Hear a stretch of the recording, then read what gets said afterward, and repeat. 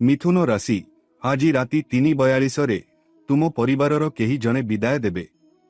जदि मोर एही भविष्यवाणी मिथ्या प्रमाणित हुए तेबे तुमर जोता एवं मोर मुंड हजिजिब।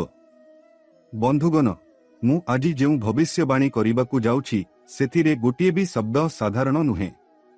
42 वर्ष परे तुमर कुंडली रे 8टी ग्रह मध्यरे एक महायुद्ध आरंभ होईछि। देख बंधुगण, जदि तुमे तुमर जीवन को भल पाओ एवं निज जीवन को रक्षा करिबाकु चाहुछ तेबे एही वीडियो देखंतु। बंधुगण, मु जाने जे किछि समय धरी तुम जीवन रे किछि ठीक होई नाही। तुमर पर्वपर्वाणी मध्य सुखिला पड़िछि। तुमे परस्पर पई आग्रही थिल। कौनसी संपर्कीय तुमको पचारिबाकु आसी नथिले जे तुमको कौन कष्ट देउथिला, तुमे कौन हराइथिल एवं तुमर निज परिवारर सदस्य माने मध्य तुमको समर्थन करि नथिले। किछि समय धरी तुमे एका अछ, भितरे संपूर्ण खाली। तुम मुहरे केवल एक नकली हास अछि एवं अन्य किछि नहीं। तेनु बंधुगण, मु आजि तुमको जहा कहिबाकु जाउछि ताहा बहुत भल भावे सुन एवं बुझ, कारण एहा आजि सकाळे ब्रह्मांडर गभीरतारु उठिथिबा एक संकेत विषय रे। एहा देखा जाउछि जेपरि घटना गुडिकर एक तुरी आकाश पार होई सारिछि। बंधुगण, तुमर कुंडली रे एपरि एक मिश्रण सृष्टि होईछि जे एहाकु देखि बड़ बड़ ज्योतिष मध्य आश्चर्य होई गले। ज्योतिष मानक समस्यार समाधान होई गला। शेषरे बंधुगण, जदि एते बड़ घटना घटिला तेबे एहा किपरि घटिला, तेबे एते बड़ परिवर्तन किपरि हेला, तेबे कुंडली रे एते बड़ हैरान किपरि हेला, एही समस्त प्रश्न निश्चय तुम मनरे उठुथिबो। देख, जदि तुमे एही वीडियो को तुमर जीवनर केवल 20 मिनिट दियो तेबे एहा तुमर क्षति करिबो नाही, तुमर लाभ करिबो। एबे देख, जदि भल कथा आसे तेबे प्रत्येक व्यक्ति प्रथमे सुने, किंतु तुमर भल सहित मु तुमर क्षति विषय रे एक बंधु पत्र मध्य प्रस्तुत करिछि। जदि तुमे एहाकु सुनो एवं एहाकु निज जीवन रे कार्यकारी कर तेबे समय सहित तुमे तुमर आर्थिक स्थिति को मध्य मजबूत करिब। हाँ बंधु, देख, तुमे एहा मध्य जान जे एक पात्र टोपा टोपा पूरण हुए, किंतु सेही पात्र खाली हेबाकू किछि सेकेंड मध्य लागे नाही। तुमे कठिन परिश्रम करी टंका रोजगार करिछ, तुमे एहाकू गोटिए गोटिए करी संग्रह करिछ, तुमे कठिन परिश्रम करिछ, तुमे रक्त एवं झाळ बुहाइछ, किंतु सेही टंका हजिजिबार पूर्ण संभावना अछि। सर्वोपरि बंधुगण, ईश्वर तुम जीवन रे एपरि सृष्टि काहीकि सृष्टि करूछंती, मु एही समस्त प्रश्नर उत्तर मध्य देबी, किंतु वर्तमान पई मु तुमको कहि देउछि जे तुमे जेउ पात्रटी टोपा टोपा करी पूरण करिछ ताहा गोटिए छोट भूल जोगु संपूर्ण फंपा एवं खाली होई जिवो। जदि तुम घरे कोनोसी रोगी अछि, कोनोसी छोट शारीरिक समस्या अछि, जदि कोनोसी विशेष व्यक्ति अछंती तेबे तुरंत तांकु एक भल डाक्तरंक पाखकु नै जाओ एवं तांकर उपयुक्त चिकित्सा कर।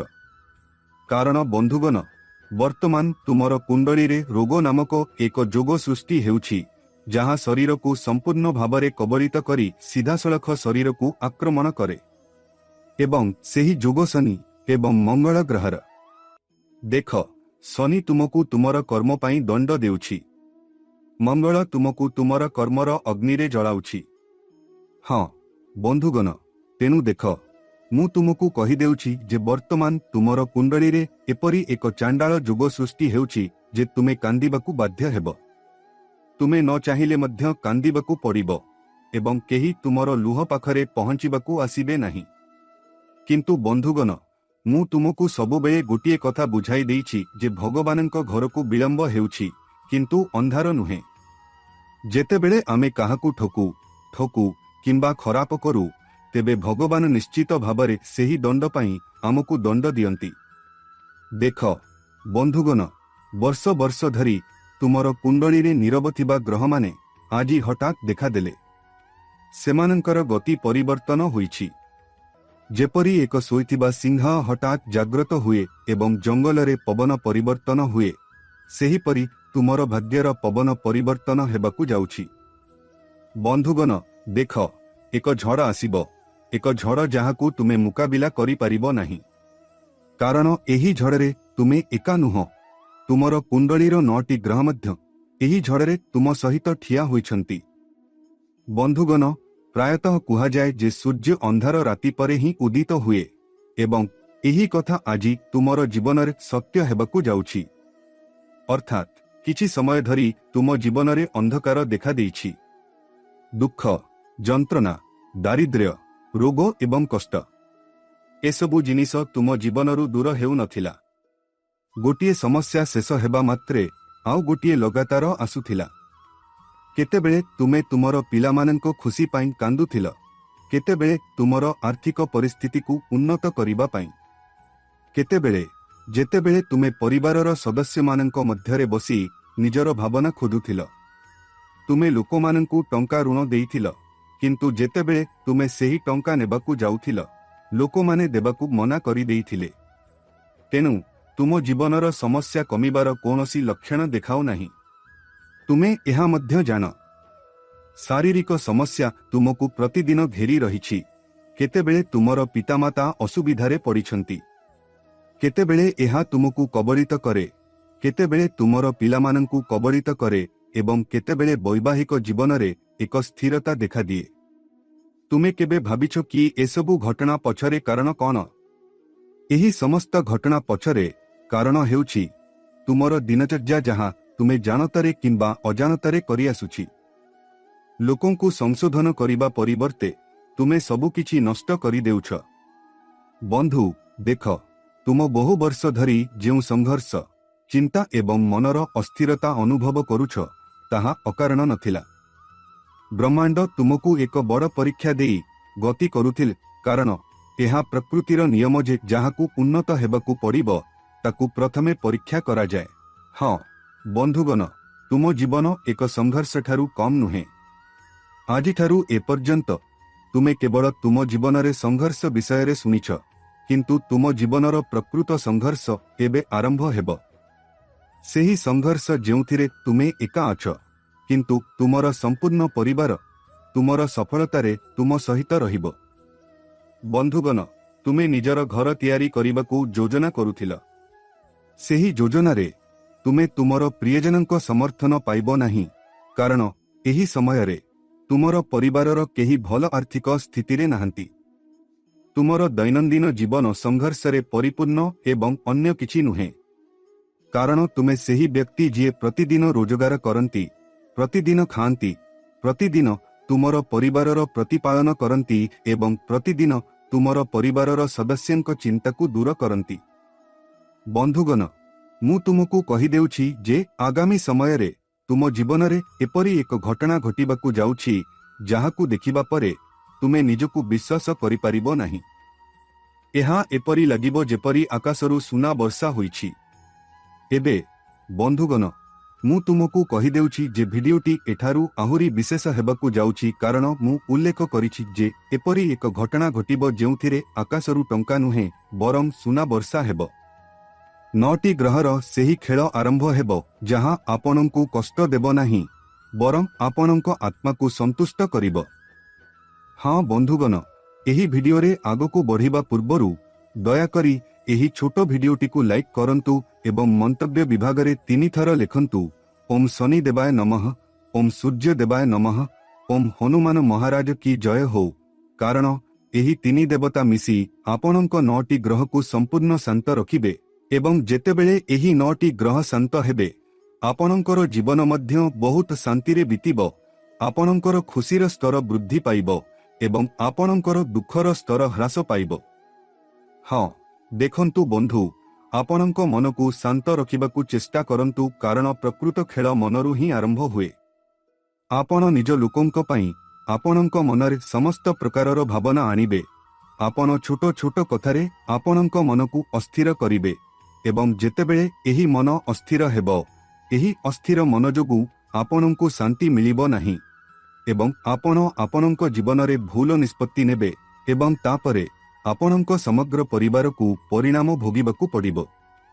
ସେଥିପାଇଁ ମୁଁ ତୁମକୁ କହୁଛି ବନ୍ଧୁ, ଦେଖ, ଏହି ଭିଡିଓରେ ତୁମ ଜୀବନର ଆଉ ଏକ ବ୍ଲଗ ଖୋଲିବାକୁ ଯାଉଛି।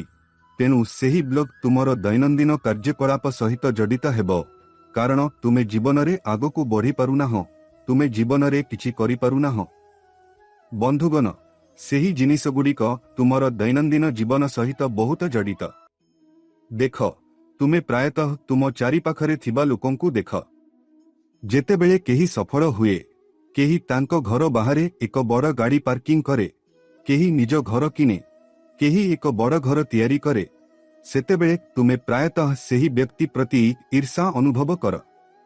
ଏବଂ ଯେତେବେଳେ ତୁମେ ସେହି ବ୍ୟକ୍ତି ସହିତ ମେଳ ଖାଇପାରୁନାହଁ, ସେତେବେଳେ ତୁମେ ସେହି ବ୍ୟକ୍ତିଙ୍କୁ ନିନ୍ଦା କରିବା ଆରମ୍ଭ କର। ହେ, ତାର ବାପାଙ୍କ ଟଙ୍କା ଥିଲା, ସେ ଏହାକୁ କିଣିଥିଲେ, ସେ କଠିନ ପରିଶ୍ରମ କରିନଥିଲେ, ସେ ନିଶ୍ଚୟ କିଛି ଚାଲାକି ବ୍ୟବହାର କରିଥିଲେ, ସେ ନିଶ୍ଚୟ କିଛି ଭୁଲ କାମ କରିଥିଲେ, ସେଥିପାଇଁ ଏହା ଘଟିଲା। ତେଣୁ ଏହା ହେଉଛି ତୁମେ କରୁଥିବା ପ୍ରଥମ ଭୁଲ। ଯଦି କେହି କଠିନ ପରିଶ୍ରମ କରୁଛନ୍ତି, କେହି ସଂଘର୍ଷ କରୁଛନ୍ତି, ନିଜ ସ୍ୱପ୍ନ ପୂରଣ କରୁଛନ୍ତି, ତେବେ ତୁମେ ସେହି ବ୍ୟକ୍ତିଙ୍କ କଠିନ ପରିଶ୍ରମକୁ ଆଦୌ ପ୍ରଶଂସା କରିବ ନାହିଁ। ବରଂ କେବଳ ଲୋକଙ୍କ ସଫଳତା ଦେଖି ଏବଂ ଲୋକଙ୍କ ସଫଳତା ଦେଖି ତୁମେ ଭିତରେ ଈର୍ଷା ଅନୁଭବ କରିବା ଆରମ୍ଭ କର। ତେଣୁ ଏହି ଚିନ୍ତାଧାରା ବହୁତ ଖରାପ। ଦେଖ, ଆଜି ତୁମେ କଠିନ ପରିଶ୍ରମ କରୁଛ, ରକ୍ତ ଏବଂ ଝାଳ ବୁହାଉଛ। ଯଦି ତୁମେ ତୁମର କଠିନ ପରିଶ୍ରମ ଦ୍ୱାରା ଏକ ଛୋଟ ଜିନିଷ ମଧ୍ୟ ହାସଲ କର, ତେବେ ତୁମେ ବହୁତ ଭଲ ଅନୁଭବ କରିବ। ତୁମେ ନିଶ୍ଚିତ ଭାବରେ ସେହି ଜିନିଷ ବିଷୟରେ ଗର୍ବ କରିବ, କାରଣ ତୁମେ ସେହି ଜିନିଷ ହାସଲ କରିଛ। ଯଦି ତୁମେ ଏହାକୁ ନିଜ ଶକ୍ତିରେ, ନିଜ କଠିନ ପରିଶ୍ରମ ଦ୍ୱାରା ଅର୍ଜନ କରିଛ, ତେବେ ଅନ୍ୟ ବ୍ୟକ୍ତି ମଧ୍ୟ କଠିନ ପରିଶ୍ରମ କରିଥିବ। ତେଣୁ ଏହି ଭୁଲ କରିବା ବନ୍ଦ କର। ତୁମେ ଜାଣିପାରିବ ନାହିଁ ଯେ ଜଣେ ବ୍ୟକ୍ତି କିପରି ଜୀବନ ବିତାଉଛନ୍ତି, ସେମାନେ କାହିଁକି ଏହାକୁ ବଞ୍ଚୁଛନ୍ତି। ଯଦି କେହି ଗତକାଲି ସଂଘର୍ଷ କରୁଥିଲେ, ତେବେ ତୁମେ କ'ଣ ତାଙ୍କ ଘରକୁ ଯାଇ ତାଙ୍କୁ ପଚାରିଥିଲ ଯେ ସେମାନେ ଏତେ କଷ୍ଟ ପାଉଛନ୍ତି? ତାଙ୍କ ଜୀବନରେ କ'ଣ ଅସୁବିଧା ଅଛି?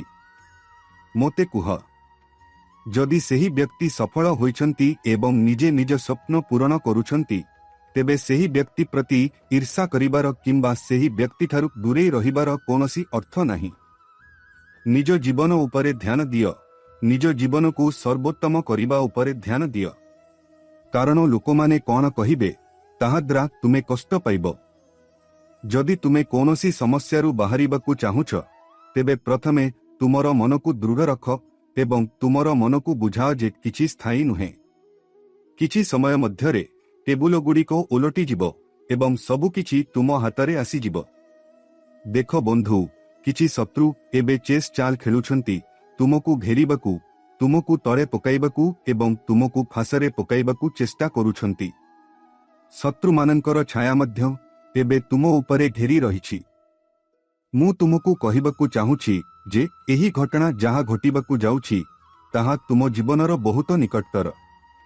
ହଁ, ମୁଁ ଆପଣଙ୍କୁ କହିବାକୁ ଚାହୁଁଛି ଯେ ଏହି ସମୟରେ ଆପଣ ଜଣେ ବୃଦ୍ଧ ବ୍ୟକ୍ତିଙ୍କୁ ଭେଟିପାରନ୍ତି, ସେହି ବ୍ୟକ୍ତି ଯିଏ ଥରେ ଆପଣଙ୍କ ଜୀବନରେ ବହୁତ ଗୁରୁତ୍ୱପୂର୍ଣ୍ଣ ଥିଲେ, ସେହି ବ୍ୟକ୍ତି ଯାହାଙ୍କ ସହିତ ଆପଣ ବୁଦ୍ଧିମାନ ଭାବରେ ଆଲୋଚନା କରି ଜୀବନ ନିଷ୍ପତ୍ତି ନେଉଥିଲେ, ସେହି ବ୍ୟକ୍ତି ଯାହାକୁ ଆପଣ ଆପଣଙ୍କ ଜୀବନର ପ୍ରତ୍ୟେକ ଛୋଟ ଏବଂ ବଡ଼ ସମସ୍ୟା ବିଷୟରେ କହୁଥିଲେ, ସେହି ବ୍ୟକ୍ତି ଯାହାଙ୍କ ସହିତ ଆପଣ ଆପଣଙ୍କ ଜୀବନର ଏକ ଅଂଶ ବିତାଇଥିଲେ ଏବଂ ସେହି ବ୍ୟକ୍ତି ହଜିଯାଇଥିଲା, ତେବେ ଦେଖନ୍ତୁ, ଆଗାମୀ 24 ଘଣ୍ଟା ମଧ୍ୟରେ ଆପଣ ସେହି ବୃଦ୍ଧ ବ୍ୟକ୍ତିଙ୍କୁ ଭେଟିବେ ଏବଂ ହଠାତ୍ ପୁରୁଣା ସ୍ମୃତି ତାଜା ହୋଇଯିବ ଏବଂ ସେହି ପୁରୁଣା ସ୍ମୃତିକୁ ବଞ୍ଚିବା ଦ୍ୱାରା ଆପଣ ନିଶ୍ଚିତ ଭାବରେ ଆପଣଙ୍କ ଜୀବନରେ କିଛି ରଙ୍ଗ ଯୋଡ଼ିବେ। ଦେଖନ୍ତୁ ବନ୍ଧୁଗଣ, ଯଦି ଆପଣଙ୍କ ମଧ୍ୟରୁ କାହାର ହଜିଯାଇଥିବା ପ୍ରେମ ଅଛି, ତେବେ ସେହି ହଜିଯାଇଥିବା ପ୍ରେମ ଫେରି ଆସିବ। କିନ୍ତୁ ଏଥର ମନେ ରଖ, ଯଦି ତୁମେ ତୁମର ପ୍ରେମରେ ବିଶ୍ୱାସ କରୁଛ, ତେବେ ଏହା ଭାବିଚିନ୍ତି କର। କାରଣ ମୁଁ ତୁମକୁ କହିସାରିଛି ଯେ ତୁମେ ହଠାତ୍ କୌଣସି ବୃଦ୍ଧ ବ୍ୟକ୍ତିଙ୍କୁ ଭେଟିପାର, କେହି ବୃଦ୍ଧ ଫେରି ଆସିପାରନ୍ତି ଏବଂ କିଛି ପଡ଼ି ରହିଥିବା କାମ ସମାପ୍ତ ହୋଇପାରେ। ମୁଁ ଜାଣେ ବନ୍ଧୁଗଣ, ତୁମେ ଅଗଣିତ ଲୋକ ଅଛ ଯେଉଁମାନେ ସବୁବେଳେ କୋର୍ଟରେ ଅଛନ୍ତି, କାଗଜ ପରେ କାଗଜ ଧରି ଦୌଡ଼ୁଛନ୍ତି, ଚପଲ ପିନ୍ଧିଛନ୍ତି, କିନ୍ତୁ କାମ ସରିପାରୁନାହିଁ। ତୁମେ ବିରକ୍ତ ହୋଇଛ, ଶ୍ରମିକମାନଙ୍କୁ ଟଙ୍କା ଦେଉଛ, କିନ୍ତୁ କିଛି ହେଉନାହିଁ। ତେଣୁ ଦେଖ, तुमर कुंडली रे शुक्र ग्रह वर्तमान बहुत शक्तिशाली। जदि शुक्र शक्तिशाली तेबे तुमे वैवाहिक सुख पाइब। तुमर जीवन साथी माध्यम रे तुमर कोर्ट मामला गुड़िक संपूर्ण सफल हेब। कारण देख, जने महिला जीए जने पुरुष सहित तांको जीवन साथी लक्ष्मी एक रूप। एबे जेतेबेले लक्ष्मी एवं नारायण मिसी जांती ताहा केते सुंदर मिलन हेब। मु तुमको कहिबाकू जाउछि, मु आजि राति 2:12 रे तुमर जीवन रे घटिबाकू जाउतिबा घटना विषय रे उल्लेख करिबाकू जाउछि। कारण मु एबे तुमर राशिफल देखुछि। सेही राशिफल रे शनि आउ एक राशि देइछंती जे जेतेबेले तुमे राति 2:12 रे हठात उठिबो एवं तुम घरे अजब शब्द सुनिबो, सेही शब्द गुड़िक बहुत अजब हेबो। तुमे सेगुड़िकू बुझी पारिबो नाही। एपरि लागिबो जेपरि घरे केही कांदुछि। तेनु एही राशिकू अणदेखा कर नाही। केतेक समयरे एही राशिगुड़िक आमकू एहा मध्य अनुभव कराए जे आमर पूर्वपुरुष माने खुशी नाहंती किंबा आम घरे केही अछंती जिए बहुत दुखी, से भितरे बहुत भांगी पड़िछंती किंतु एहा कहि पारु नाहंती कारण प्रियजनक आत्मा सर्वदा सेमानस को प्रियजनक सहित जोड़ी होई रही थाए। तेनु मु तुमको कहिबी बंधुगण, तुमर किछि पुरुणा योजना हठात सफल हेब। सेही योजना जेउथिरे तुमे बहुत टंका निवेश करिथिल, एबे देख तुमे मध्य एपरि किछि शुभ खबर पाइब जहाँ तुमे कल्पना मध्य करिनथिल। तेनु तुम जीवन रे बहुत दिन परे शुभ खबर आसीछि। मु जानि नाही किए तुम उपरे किछि समय पई खराप नजर पकाइथिला। किछि समय पई तुमे कष्ट पाउथिल, तुमे कांदुथिल। तुमे भगवानंक सम्मुखरे तुमर स्वप्न पई निवेदन करिथिल। तुमर प्रियजनंक सम्मुखरे परिवार सदस्यंक सामनारे एबे बंधुगण कौन घटिछि ताहा भूली जिबाकू मने रखंतु एवं कौन हेबाकू जाउछि ताहा उपरे ध्यान दियंतु। जदि आपणंकर गोटिए छोट पिला अछि एपरिकी झियो मध्य, तेबे तांको स्वास्थ्यर विशेष जत्न नियंतु कारण से मध्य देवी दुर्गांक एक रूप। एबे बंधुगण आपण भाबुथिबे जे किछि समय पई ग्रह माने आपणंकू गुड़ाई देउथिले, सेतेबेले एही समर्थनर कंटा केउठारु आसिला। तेनु मु आपणंकू कहिबाकू चाहे बंधुगण, एही समय हेउछि जेतेबेले जणे बुड़ी जाउथिबा व्यक्ति केवल समर्थनर कंटा नुहे बरं समग्र कूलकू पांती। आपण भाबुथिबे कौन हेबाकू जाउछि, एही चमत्कार पछरे कारण कौन? मु आपणंकू कहि रखुछि जे जोशंक अनुसारे जेतेबेले किछि ग्रहर दर्शन एका संगरे पड़ी थाए, सेतेबेले जणे व्यक्तिंक जीवन रे हठात परिवर्तनर द्वार खोली जाए। वर्तमान आपणंक कुंडली रे समान संकेत सृष्टि हेउछि, जहाँ जोगु बिहन मास मास धरी खेतरे माटी तले लुचि रही थाए। भितरे कौन घटुछि ताहा केही जानती नहीं, किंतु गोटिए दिन हठात सेही बिहन अंकुरित होई बाहरकू आसे। आपणंकर कठिन परिश्रम एवं आपणंक कार्य मध्य सेही बिहन परी। अनेक समयरे आपण अनुभव करिथिबे जे आपण कठिन परिश्रम करूछंती किंतु फल पाउनाहंती। तुमर कठिन परिश्रम सत्त तुमे जीवन रे पछरे पड़ी जाउछ। तुमे किछि हासिल करि पारुनाह, भाग्य तुम पाखरे नाही एवं प्रत्येक कार्य बाधाविघ्नर सम्मुखीन हेउछि। किंतु सत्य हेउछि बंधुगण, ब्रह्मा तुमर कठिन परिश्रम को संग्रह करुछंती। तुमर ग्रह एवं नक्षत्र वर्तमान दुईटी बलिदान दाबी करुछंती, कठिन परिश्रम एवं समर्पण। जेतेबेले समय आसे प्रकृति एककालीन अनेक द्वार खोली दिए। बंधुगण देख, आमे दैनंदिन जीवन रे देखुथिबा संकेत गुड़िक एते बड़ जे आमे सेगुड़िकू अणदेखा करू, किंतु एही छोट संकेत गुड़िक बड़ परिवर्तन आने। बंधुगण जेतेबेले एक बड़ परिवर्तन हेबाकू थाए, एहार संकेत गुड़िक शीघ्र देखा जिबा आरंभ हुए। देख, पुरुणा स्मृति हठात सामनाकू आसिब। जने पुरुणा बंधु, जने पुरुणा संपर्क किंबा तुमे भल भाबरे जानिथिबा केही प्रायतः तुम जीवन रे पुनः प्रवेश करिवे। तुमे सेमानंको खुशी रे खुशी हेब, सेमानंको दुखरे दुखी हेब। एवं देख, तुमे तुमर हृदय रे शांतिर भावना अनुभव करिब, जेपरी कोनोसी अदृश्य शक्ति तुमको कहुछि चिंता कर नाही, कारण एबे मु एठारे अछि। एबे मु तुम जीवनरु प्रत्येक कष्ट, प्रत्येक दुख, प्रत्येक कष्ट, प्रत्येक दारिद्र्य, प्रत्येक दुख सबुकिछि दूर करिदेबी। तुमे एपरी एक अदृश्य शक्ति अनुभव करिब बंधुगण। तापर एक कथा अछि जे एक टोपा पात्र को पूरण करे। एही प्रक्रिया तुम जीवन रे आरंभ हेबाकू जाउछि एवं लुक्कायित बाधा मध्य शेष होइजिबो। कारण देखंतु, तुमे निश्चय अनुभव करितिबो जे किछि लोक अछंती जेउ माने सामनारू हसुछंती किंतु भितरे तुम पई भल चिंता करंती नाही। निम आवृत कइंच भली एही लोक माने एबे तुम जीवन को नर्क करिबाकू यथासंभव चेष्टा करूछंती। कारण मुहरे सेमाने निजकू निजर बोली देखंती, सेमाने तुमर निजर बोली देखंती, किंतु तुमर पिठी पछरे एही लोक माने तुमको पछकू छुरी मारंती। एही लोक माने तुमर खुशी को सह या करि पारंती नाही। तुमे किपरि आगकू बरुछ, तुमे एते टंका किपरि रोजगार कल, एसबु जिनिस सेमानंक द्वारा आद सह करा जाई परिबो नाही। बंधु, मु तुमको कहि देउछि जे हां, से एपरि व्यक्ति जे पोड़ी जाइथिबा क्षीर को मध्य सतर्कतार सहित पिए।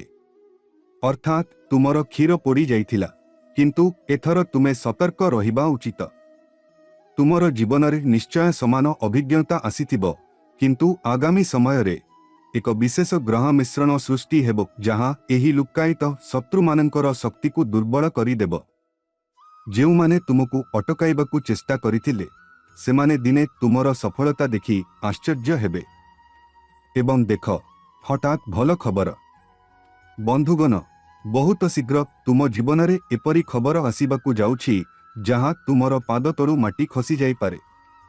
एबे एही खबर जेकोनसी स्थानरू आसी पारे। एहा तुमर काम, तुमर परिवार, तुमर धन संपत्तिरू होई पारे। एहा तुमर एक पुराना स्वप्न सहित जडित होई पारे, सेही स्वप्न जहां पूर्ण होई नथिला।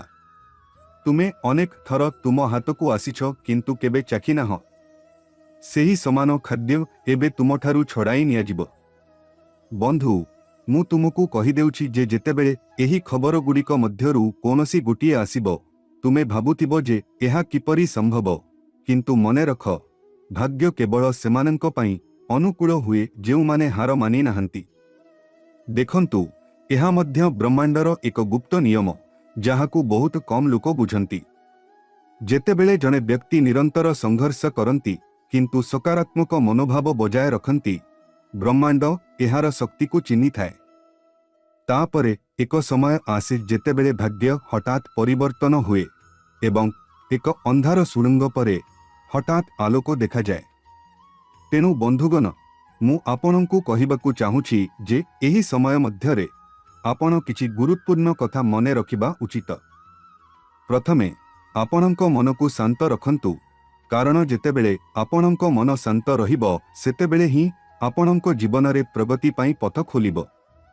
काहाकू शीघ्र विश्वास करंतु नहीं, कारण एही विश्वासर जहाज शीघ्र बुड़ी जाए।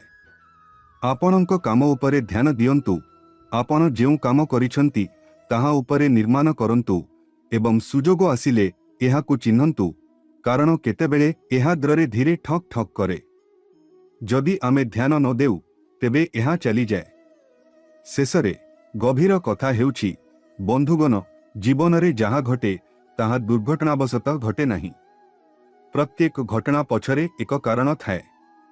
केतेबेले एहा अनुभव हुए जे भाग्य आम विरुद्धरे अछि, किंतु वास्तवरे सेही मुहूर्त आमको शक्तिशाली करुछि।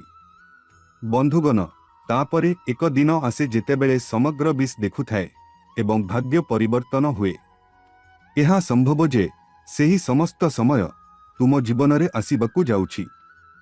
तेनु भयभीत हुओ नहीं, संघर्षरू दड़ी पड़ाओ नहीं एवं तुमर विश्वास को दृढ़ रख, कारण ब्रह्मांड तुम सपक्षरे फेरिबा आरंभ करि सारिछि एवं जेतेबेले एही चमत्कार संपूर्ण भावरे सफल हेबो, जेतेबेले एहा देखाजिबो, एहा प्रकृतरे एपरि अनुभव हेबो जेपरि एहा समग्र ब्रह्मांडरे खुशी रे प्रतिध्वनित हेबो।